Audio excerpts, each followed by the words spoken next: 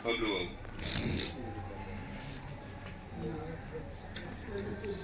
बड़ा कम संख्या है, तो हमको लगता है कि वीडियो पर ही भाषण को वायरल करना पड़ेगा आज के लिए। बहुत सारी बातें हुई हैं, ज़्यादा समय नहीं लेंगे। सिंधु घाटी के सभ्यता के जन्म से लेकर के और हड़प्पा संस्कृति के तक से महिलाएं पूरे विश्व के अंदर में समय समय पर कार्य करती रही हैं। ऐसी कोई बात नहीं है। नारी सशक्तिकरण की जिस समय 1857 का सिपाही विद्रोह हुआ था, उस समय भी महिला अगर सजग थी तो वो झांसी की रानी के रूप में चिन्हित हुई थी। आज हम अंतर्राष्ट्रीय महिला दिवस समारोह मनाते हैं।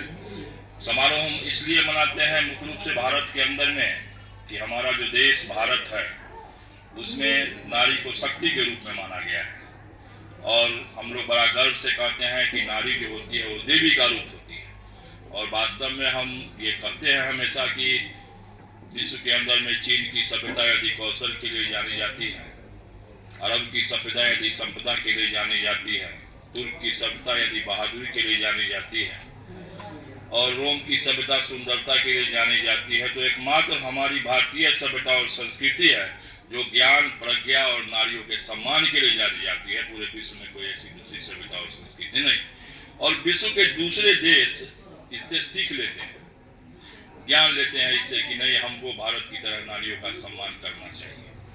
तो ऐसी परिस्थिति में अंतर्राष्ट्रीय महिला दिवस का बड़ा महत्व रह जाता है, और सीधा बोलते हैं कि उस व्यक्ति को महिलाओं के सम्मान की बात, महिलाओं के विकास की बात, अंतर्राष्ट्रीय महिला दिवस मनाने की बात का कोई हक नहीं है जो अपने घर में महिलाओं को दबा के रखते हैं और दूसरे महिलाओं को उपदेश देते हैं। जानकी वल्लभ शास्त्री की पंक्ति हमको याद आ गई कि कुपथ कुपथ जो रथ दौड़ाता पथ पर दर्शक हुआ है, लाज ल जाती जिसके किससे कीट उपदोषक हुआ है।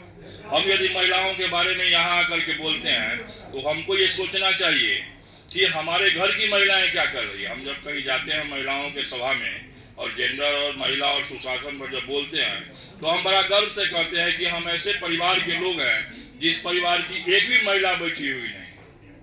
हमारी माँ से लेकर के, पत्नी से लेकर के और हमारी बेटी तक सब कहीं ना कहीं रोजगार से जुड़ी हुई है। एक भी महिला बैठी हुई नहीं हमारे खानदान।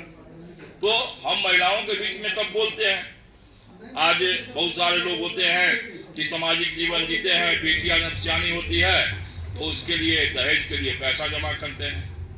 हम उससे अलग हट करके अपने बेटी को नीट का तैयारी करके डीएमसीएच में एडमिशन करवा दिए, उसको डॉक्टर बना रहे हैं। तो ये आपके अंदर झलकना चाहिए कि महिला जब तक अपने पैर पर खड़ा नहीं हो तब तक हम उसको किसी दूसरे जगह नहीं भेजें, दूसरे उसके जीवन को दूसरे के साथ समर्पित नहीं करें।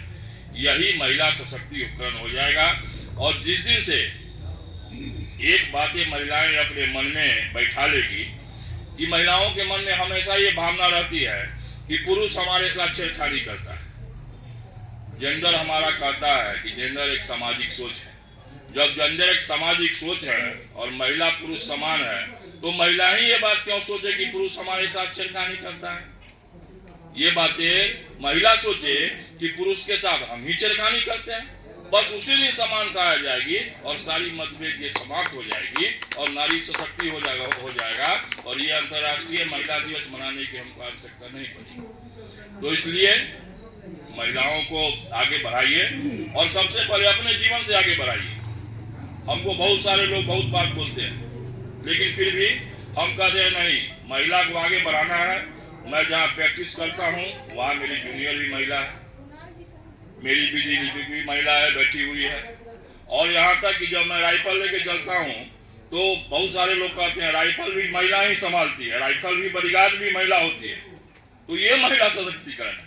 आप कहते हैं नहीं वो महिला है, वो गोली कैसे चलाएगी, वो आगे कैसे बढ़ेगी। तो इसको बदलना है। सही माने में नारी सशक्तिकरण वहीं से हो जाएगा। करुणेश जी हमारे स्नातक निर्वाचन क्षेत्र के लिए प्रयास कर रहे हैं। 4 जिला इनका क्षेत्र है। उसी दौरे के सिलसिले में आज यहाँ बेगूसराय आने का मौका मिला। वैसे बेगूसराय से मेरी भावना जुड़ी हुई है क्योंकि ससुराल भी मेरा यहीं बिशनपुर में है।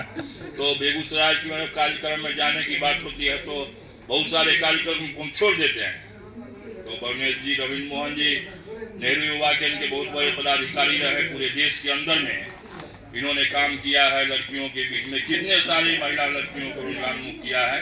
बेगूसराय के लिए गौरव की बात है। उत्तर प्रदेश के बलिया से रिटायर किए हैं। बहुत जगह इनको रहने का मौका मिला, मणिपुर, नागालैंड, बहुत जगहों पे रहने का मौका मिला। तो इनसे भी इसी बहाने मुलाकात हो गई, नहीं तो इस कार्यक्रम में आने का कोई मेरा उद्देश्य था नहीं, लक्ष्य था नहीं। बहुत सारा कार्यक्रम छूट गया वहाँ समस्तीपुर में। चलिए, लेकिन अच्छा लगा कि आपने मंच पर महिलाओं का सम्मान किया और जो नारी शक्ति है उस नारी शक्ति को आपने सम्मानित किया। ये इसी तरह हम पुनः एक बार बिहार एनजीओ संघ की ओर से जो ये विद्यालय है बिहान एकेडमी है, बिहान एकेडमी मैडम की बहुत चर्चा हुई, सारे लोगों ने इनका बड़ाई किया और इन्होंने कहा 6 महीना में रक्तदान देते हैं। तो मैं आपको जानकारी के लिए बता दूं कि मैं भी रक्तदान का संस्थान चलाता हूं और मैंने अपने जीवन में अभी तक 54 बार रक्तदान किया है। तो ये मेरा 55वां रक्तदान होगा।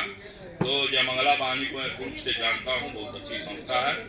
आप इसी तरह कर्म क्षेत्र में आगे बढ़ते रहें। पुनः एक बार आप सभी लोगों को महिला दिवस की ढेर सारी शुभकामनाएं, ढेर सारी बधाई। धन्यवाद।